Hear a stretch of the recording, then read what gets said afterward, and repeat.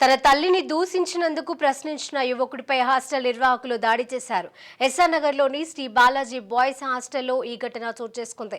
BTech పూర్తి చేసి హాస్టల్లో ఉంటూ కంప్యూటర్ కోర్స్ నేర్చుకుంటున్న సయ్యద్ ఆసిఫ్ని కలిసేందుకు తన స్నేహితుడు హాస్టల్ రూమ్కి వచ్చాడు.